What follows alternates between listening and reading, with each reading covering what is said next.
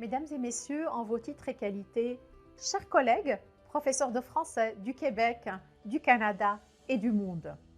Je suis Cynthia Head, ancienne membre du bureau de l'AQFLS, et outre le poste de vice-présidente que j'ai occupé au sein de l'AQFLS, je me suis surtout passionnée de m'occuper de sa belle revue. L'AQFLS m'a portée aux élections mondiales et me voici aujourd'hui, grâce à l'AQFLS, présidente de la Fédération internationale de professeurs de français, que je vous présenterai brièvement à la fin de cette capsule. C'est avec beaucoup de joie que je réponds à la demande de Marc-Albert Paquette de prononcer un mot à la séance inaugurale du 40e congrès de l'AQFLS et du 10e colloque en enseignement du français langue seconde en milieu autochtone, ayant pour thème le FLS au cœur des cultures, rencontrer l'autre, découvrir le monde, cultiver le savoir. Quel beau thème, j'ai envie de dire.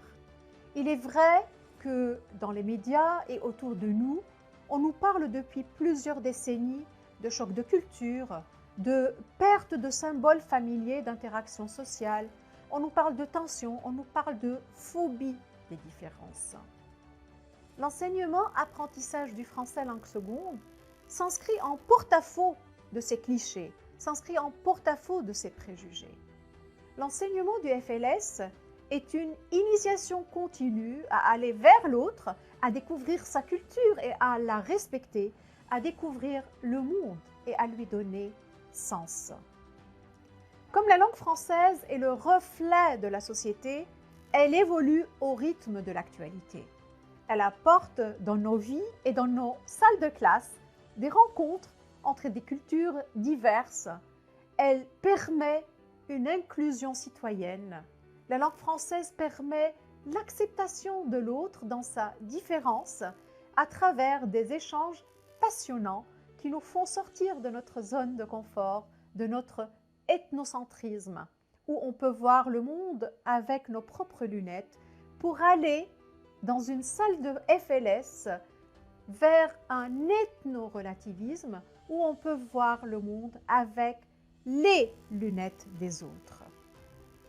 Par ailleurs, le métier d'enseignant et d'enseignante de FLS est plus que jamais le miroitement de l'ouverture aux autres. Les enseignantes et les enseignants de FLS, ce sont ces passeurs et passeuses de culture, rendent hommage à la diversité au quotidien dans leur salle de classe, en apportant des approches interculturelles, des approches plurielles, en accompagnant les apprenants dans leur découverte des richesses, en apportant les étudiants vers une découverte de la diversité du monde qui nous entoure. Apprendre une langue ne peut se faire sans apprendre la culture de la langue. Apprendre une langue ne peut se faire sans apprendre les cultures du pays, sans apprendre la culture de la classe elle-même et de ceux qui la composent. La langue française, le FLS, constitue donc une belle occasion de s'épanouir en l'apprenant, constitue une belle occasion de prendre conscience de la diversité des modèles culturels.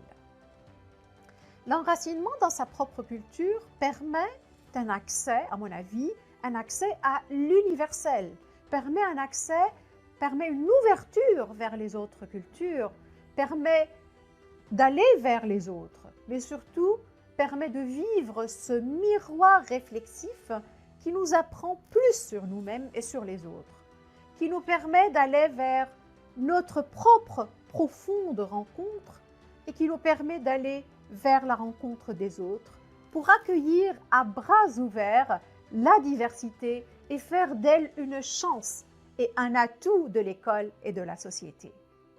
En ces temps d'incertitude et de changement, il me fait chaud au cœur de voir combien vous, enseignantes et enseignants de et en français, êtes passionnés, êtes engagés et fiers de votre métier. Ce contexte de crise mondiale nous a tous cloués.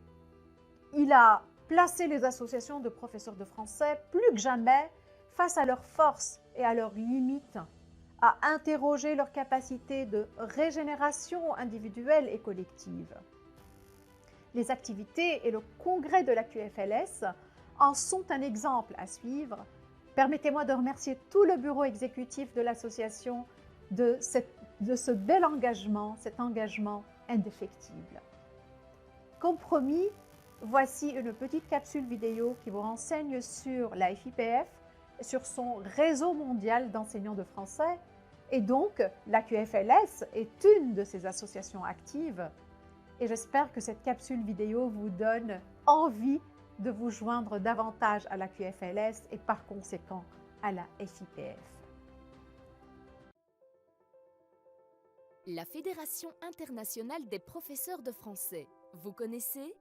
Elle anime depuis 1969 le réseau mondial des associations d'enseignants de français, soit plus de 200 associations dans près de 130 pays et 80 000 enseignants de français à travers le monde. Mais concrètement, quel est son rôle? La FIPF renforce ces associations en organisant des formations pour leurs responsables, pour qu'ils puissent mieux les gérer et ainsi promouvoir le français dans leur pays. Avec ses partenaires, elle soutient les associations et les professeurs dans la conception de projets innovants et pilotes pour développer l'enseignement du français. Les congrès mondiaux et régionaux à l'initiative de la FIPF rassemblent des centaines d'enseignants de français, d'étudiants et de chercheurs. Ils sont l'occasion d'échanges personnels et d'activités culturelles très enrichissants autour de conférences, de communication scientifique et d'ateliers de pratiques pédagogiques. La FIPF, c'est aussi l'organisation d'activités pour les élèves, étudiants et enseignants pour donner envie d'apprendre le français. C'est l'édition de revues scientifiques et pédagogiques qui contribuent au développement de la didactique du français et à l'amélioration des compétences des enseignants. Bref, la FIPF est au service de la communauté internationale des professeurs de français et joue un rôle important au cœur de la francophonie.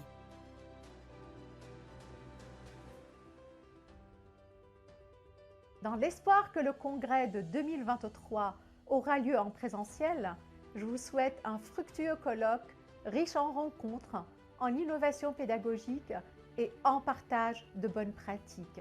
Je suis fière de dire combien nous avons toutes et tous ici présents la francophonie et la langue française en partage, la langue française de partage, dans un monde pluriculturel qui nous ennoblit, un monde pluriculturel qui, malgré les défis, garde le cap, un monde pluriculturel du savoir-vivre ensemble, un monde pluriculturel qui s'accepte dans sa diversité.